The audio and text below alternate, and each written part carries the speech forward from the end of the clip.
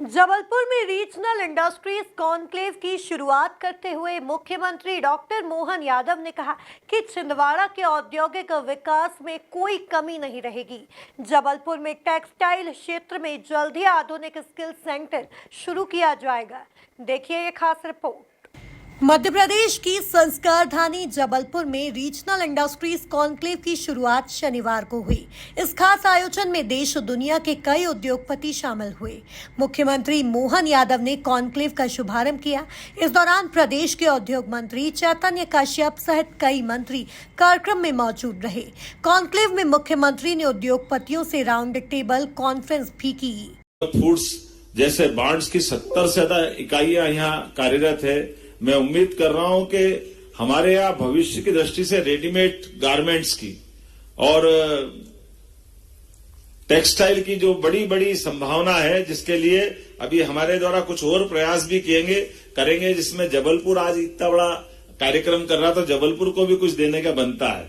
तो बहुत जल्दी जबलपुर में टेक्सटाइल और गारमेंट्स को बढ़ावा देने के लिए एक अति आधुनिक स्किल डेवलपमेंट सेंटर की बनाने की यहीं से घोषणा करता हूं, जिसके माध्यम से एक क्लस्टर जिसमें प्लग एंड प्ले की सुविधा रहेगी, जिसमें बहनों को खास करके सीखने की और रोजगार के लिए बड़े पैमाने पर संभावना बनेगी।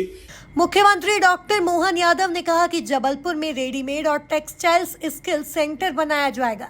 इस सेक्टर में निवेश की काफी संभावनाएं हैं। यहाँ इस सेक्टर में निवेश की बहुत संभावनाएं हैं। वहीं छिंदवाड़ा में 15 नई प्रोजेक्ट की शुरुआत की जाएगी, जिसमें 4 इकाइयों में अकेले 4,500 लोगों को ये इकाइयां रोजगार देगी। और जो आज इनका भूमि पूजन लोकार्पण हुआ, उनमें लगभग 1530 करोड़ रुपए का निवेश उनमें आज हुआ है। मुझे इस बात की प्रसन्नता है कि आज जो यहाँ हमारी अपनी इस कॉन्क्लेव में जो शामिल हुए, उसमें रक्षा उपकरण निर्माण से जुड़ा हुआ बड़ा एक नया हमारा डेवलपमेंट हुआ है, जिनके बीच में अशोक लीलैंड और आर्म्स व्हीकल निगम लिमिटेड के माध्यम से 600 करोड़ रुपए का आपसी करार किया गया।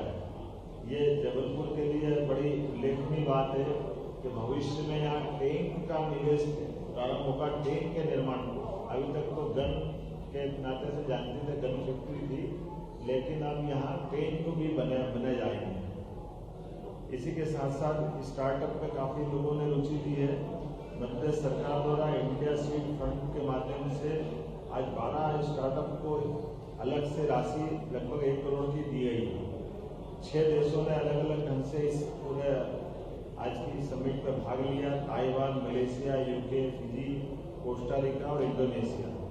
15 राज्यों में निवेशक अलग अलग राज्यों से 15 राज्यों से निवेशक आए थे, जिसमें खासकर डिफेंस, खनिज, कृषि, खाद्य प्रसंस्करण, डेयरी विकास, वस्त्र एवं परिधान एवं पर्यटन से संबंधित अलग अलग प्रकार के सेक्टोरल सेशन भी हुए, जिसमें उद्योगपतियों और अधिकारियों के साथ सीधा संवाद हुआ और उनको निवेश के प्रस्ताव लेने देने में मददगार हुआ।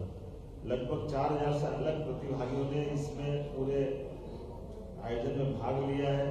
उद्योगपति और आयोजकों के साथ हमारे प्रदेशवासियों को इस सफल आयोजन के लिए और खास करके ये जो हमने कल्पना दी है, ये सभी को अच्छा भी लगा।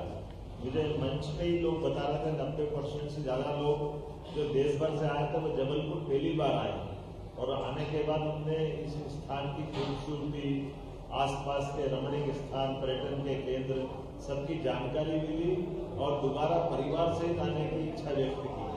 यह हमारे पर्यटन को बढ़ावा देने की दृष्टि से भी और हमारी संस्कार रहने की जो हमारे रखने के पीछे कल्पना थी कि देश के अंदर हमारी संगमरमर की अद्वितीय पहचान वाली नगरी को और इससे पहचान मिले, ये बड़ी बात हुई है। एक सरकार के लेवल पे भी इसने कुछ निर्णय लिए, वो भी मैं आपको बताना चाहूँगा। टेक्सटाइल एंड गारमेंट्स का एक यहाँ स्किल डेवलपमेंट का सेंटर की घोषणा हमने की है, जिसमें बड़े पैमाने पर लोगों को पहले ट्रेनिंग मिलेगी और फिर उससे रोजगार का एक केंद्र बनेगा।